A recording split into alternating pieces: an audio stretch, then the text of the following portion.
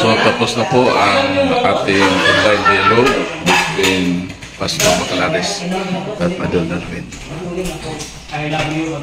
So salamat sa Panginoon sa tagumpay na diskusyon.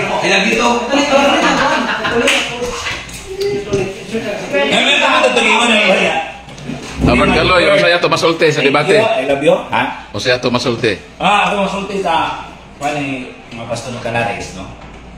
Nindot ang yang kuanron, yang aura. No, dili pa Relax.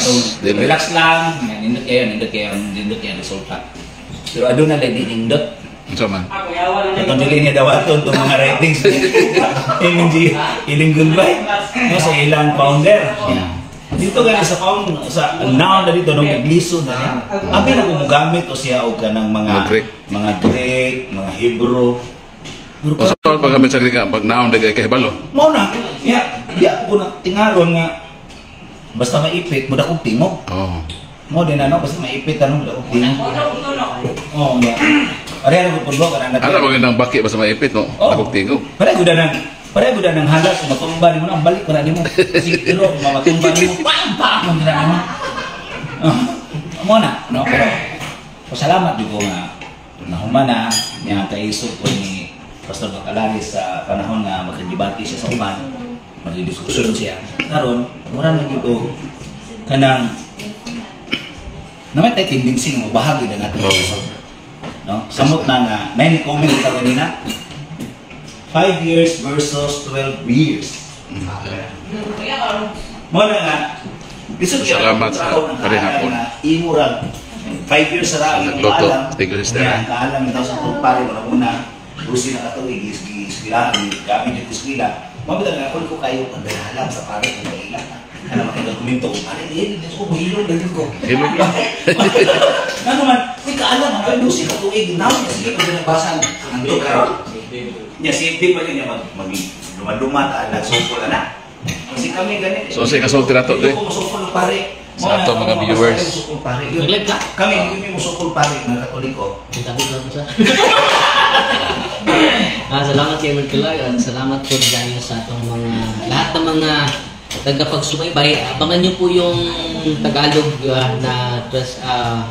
na komentaryo ni Brother Jando dahil Bisaya yung ating at ako po yung natutuwa na relax ang ating kapatid. Grabe yung respeto. And then, namangha lang ako dahil hindi nasali yung writings ni nasali yung sa fundamental beliefs eh. So para bang may tinatago. Ganun. Ano kaya tinatago? Siguro alam nila na. So, mas mabuti, sunod na topic. Yung writings, focus tayo, subject matter. Subject matter yung writings. Then, kasali yung sa fundamental beliefs eh. Paano nila matipinsaan yung writings? Dahil, yun siguro ang gusto ko na i-highlight sa sunod namin ng diskusyon. Kung So all about Eden Goldwhite writings. All about the writings. Tingnan natin kung kailangan yan bagay kasi para malaman ang katotohanan. Para authoritative source of truth eh. Paano natin, baka subjective lang yon. Paano natin ma-qualify, ma-validate na authoritative source of truth yon. Pero nung kino-quote na natin, sabi niya, other references na yan. Other references but connected to the fundamental belief. Amen. Tanong nga ako sa kanya na kasali ba ito sa her writings? Yes. Kasali ba yung her writings sa fundamental? Yes din. Bakit hindi ka gusto tanungin? May tinatago ka ba?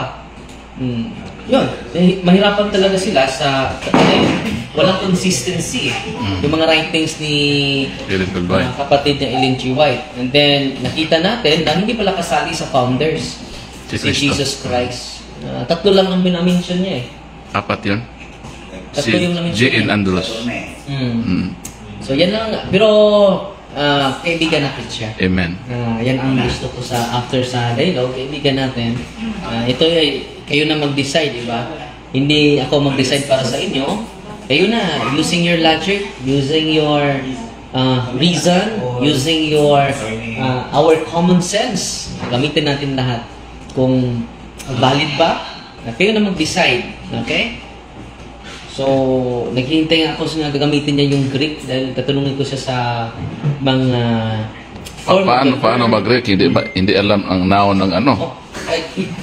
Paano pa mag-read? Puro verb Yung English pa? Yeah, oh, yung fine, yung nakakaplag, or fine, yun po ay verb yun. Present tense po yun. Ang past tense nun is founded. Ang noun doon ay finder, hindi founder. So, ang verb na found is present tense. Ang kanyang past tense is founded. Ang kanyang noun is founder. So, yung nakakaplag niya ay hindi talaga naaayon sa dictionary. Nag-quote pa siya ng dictionary, pero ang kini-quote niya is fine. Pero binasa ko yung mga aklat sa mga Sabadista Father, hindi sila gumagamit na nakakaplag. Hindi, walang Ang kailang aklat, nagtukod yun. nagtukod yun. Oh. Bago So yung pinag-examine- nakakaplag, kaniyang interpretation Subjective lang. sa isip lang yun ni Dahil Bacalaris. gusto natin gamitin yung aklat nila, Magtukod mag dito. mabuti na yung mga aklat nila ang gamitin natin sa sunod. Para tingnan natin kung adult school yun eh. Yung tinuturo nila sa mga bago nilang, mga membro talaga nila. Pero bakit hindi nila madipilisahan? So yung catechism nila, bakit hindi natin yung Bisaya, dahil may English naman tayo, kung translation yun from English, so may term Saturday dito sa English, di ba? Pero hindi niya tinuloy. Meaning, hindi yun loyal sa original text sa Catechism of the Catholic Church. So sinusundan natin siya. So, yan, mga kapatid, sa pagsunod ko niya sa CCC 526, yung holidays, 25, yung holidays doon, ang context doon is Christmas. Yung Sunday is holy obligation namin. Every week yon. Pero hindi lang ang holidays ang Sunday. Yung mga adlaw ililihin natin, days of obligation, holidays natin yon, holy days natin yon. Yung December 8, pwede meaning ng abolish, pwede niya ma-transfer into other day. So, yung 525 na CCC, referring yun sa mga holidays. So, hindi na siya nagpatuloy sa pagtanong dahil na-misquoted yun eh.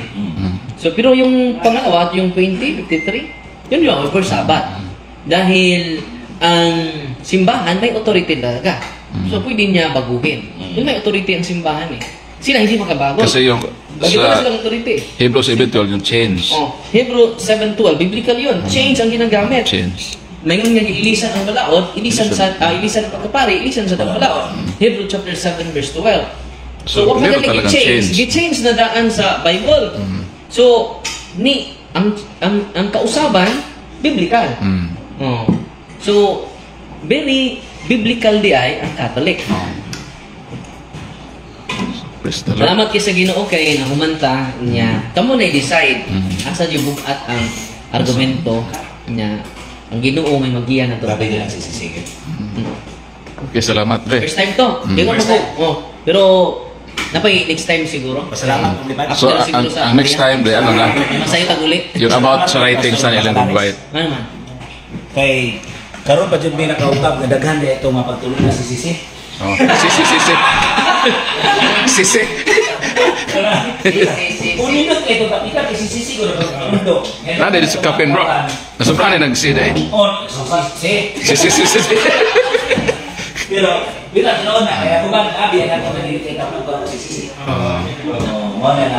Karon salamat kay Pastor Macalares nga mo to iyang gihatag nga. Di, magtuon na kasi baka na si Sisi. Para di siya magsisi. Pwede na siya magsisi. Yung taturin mo rin magsisi rin. Pwede mo rapel nyo. Ako sisi. Grabe sa oras yung Macalares. Okay, so maraming salamat at God bless po sa inyo. Ngayon, diba mga song na to? Hindi, allow siya sa writing.